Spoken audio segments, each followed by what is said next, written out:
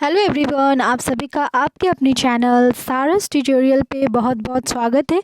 आज मैं ग्रामर का मोस्ट इम्पॉर्टेंट टॉपिक लेकर के आई हूँ जिसका नाम है वाक्य। ठीक है, वाक्य को इंग्लिश में हम लोग सेंटेंस कहते हैं और इस वीडियो में हम लोग समझेंगे कि वाक्य क्या होता है और वाक्य के कितने अंग होते हैं। ठीक है, और जो लोग चैनल से नहीं जुड़े हैं प्लीज़ चैनल को सब्सक्राइब करें और बेल आइकन को प्रेस कर दें ताकि मेरे अपकमिंग वीडियोज़ का नोटिफिकेशन आपको सबसे पहले मिले।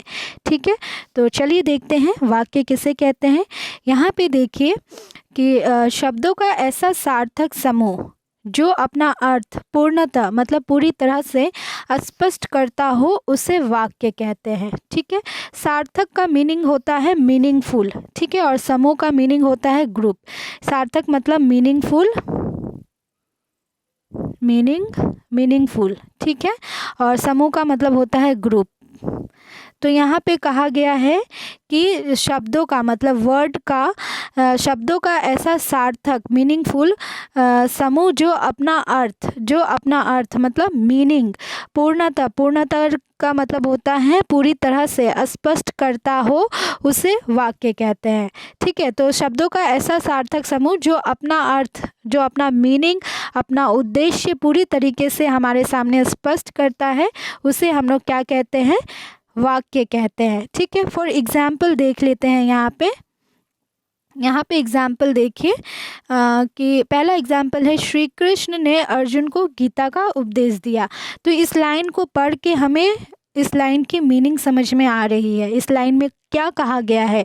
इस लाइन में कहा ये गया है कि भगवान श्री कृष्ण जो थे उन्होंने अर्जुन को गीता का उपदेश दिया था। ठीक है, अब दूसरा देखिए, राम किताब पढ़ रहा है। इससे हमें ये समझ में आ रहा है कि जो एक राम नाम का लड़का है वो क्या कर रहा है, किताब पढ़ रहा है। ठीक है, तो ऐसे सेंटेंसेस को हम लोग क्या कहते हैं, वाक्य कहते हैं। फिर से एक बार बता दूं कि वाक्य क्या होता है, शब्दों का ऐसा सार्थक समूह जो अपना अर्थ पूरी तरह से स्पष्ट करता हो उसे वाक्य कहते हैं। अब चलिए आगे बढ़ते हैं, वाक्य के अंग। ठीक है, वाक्य के अंग कितने होते हैं? तो वाक्य के 2 अंग होते हैं। कितने अंग होते हैं? 2 अंग। अब चलिए देखते हैं कौन कौन से होते हैं। ठीक है, यहाँ पे देखिए पहला अंग क्या है, उद्देश्य। उद्देश्य को इंग्लिश में हम लोग कहते हैं सब्जेक्ट। ठीक है, दूसरा है विधेय। विधेय को क्या कहते हैं, प्रीडिकेट। ठीक है, तो ये वाक्य के 2 अंग होते हैं, उद्देश्य एंड विधेय। तो अब समझते हैं उद्देश्य किसे कहते हैं। ठीक है, यहाँ पे देखिए उद्देश्य। ठीक है, उद्देश्य किसे कहते हैं, वाक्य में जिस वस्तु या व्यक्ति के विषय में कुछ कहा जाता है उसे उद्देश्य कहते हैं। ठीक है, अब जैसा कि हमने देखा कि वाक्य के कितने अंग होते हैं, वाक्य के 2 अंग होते हैं। ठीक है, एक क्या होता है हमारा सब्जेक्ट, दूसरा होता है प्रीडिकेट मतलब उद्देश्य एंड विधेय। तो उद्देश्य किसके बारे में कहा जाता है, उद्देश्य किसे कहा जाता है, जिस भी पर्सन के बारे में या जिस भी वस्तु के बारे में हम लोग बात कर रहे हैं। सपोज यहाँ पे हम लोग राम के बारे में बात कर रहे थे तो राम हमारा क्या हो गया था, उद्देश्य हो गया था। इसे हम लोग एग्जाम्पल के थ्रू समझ लेते हैं। देखिए यहाँ पे देखिए माली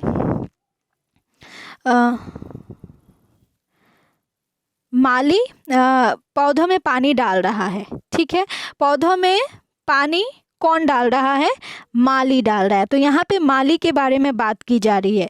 तो यहाँ पे सब्जेक्ट यानी कि उद्देश्य हमारा क्या हो गया, उद्देश्य हमारा क्या हो गया, माली हो गया। ठीक है, माली क्या काम कर रहा है, माली पौधों में पानी डाल रहा है। ठीक है, दूसरा देखिए,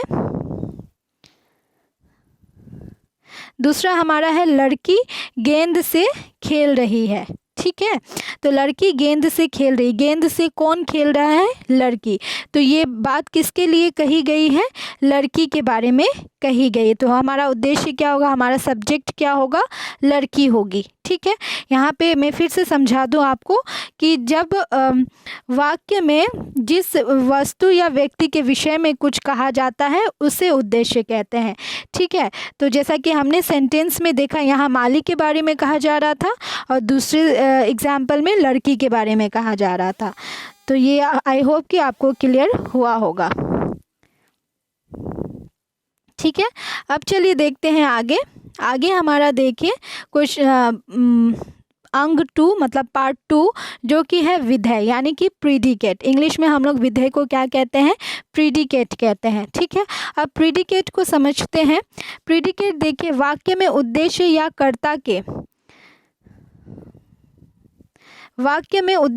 कर्ता के विषय में जो कुछ कहा जाता है उसे विधेय कहते हैं। मतलब कि उद्देश्य अभी हमने समझा, ठीक है, जिसके बारे में कुछ कहा जा रहा है, जिस वस्तु के बारे में कहा जा रहा है या व्यक्ति के बारे में।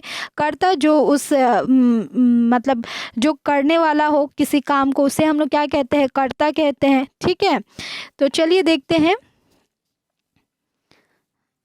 यहाँ पे एग्जाम्पल के थ्रू समझते हैं। यहाँ पे देखिए, विपुल किताब पढ़ रहा है, ठीक है, कमल गीत गा रहा है। तो यहाँ पे देखिए, विपुल तो हमारा कर्ता हो गया, ठीक है, जो कोई काम कर रहा है। क्या काम कर रहा है? वो किताब पढ़ने का काम कर रहा है। तो ये जो विपुल के बारे में जो ये लाइन कही गई है, ये हमारा क्या हो गया?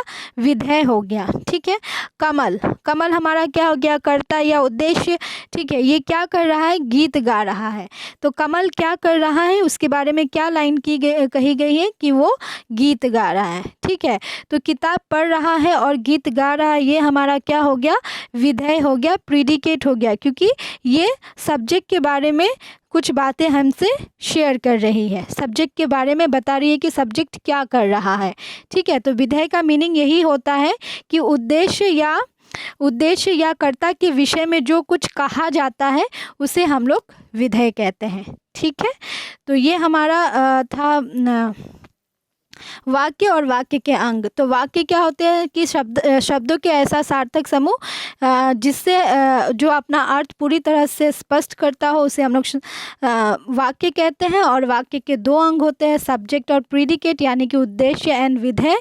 उद्देश्य मतलब कर्ता जो किसी काम को कर रहा है, जिसके बारे में हम लोग कुछ बोल रहे हैं वो, और विधेय कि जो करता है या उद्देश्य उसके बारे में जो जानकारी दी जा रही है उसे हम लोग विधेय कहते हैं। ठीक है, तो इस वीडियो में इतना ही। ग्रामर का अगर और भी आप लोगों को टॉपिक चाहिए तो प्लीज़ मुझे कमेंट सेक्शन में कमेंट कीजिएगा, मैं श्योर लेकर के आऊँगी। और ग्रामर के ऐसे टॉपिक पाने के लिए प्लीज़ मेरे चैनल को सब्सक्राइब करें और बेल आइकन को ज़रूर प्रेस करें। तब तक के लिए बाय, टेक केयर।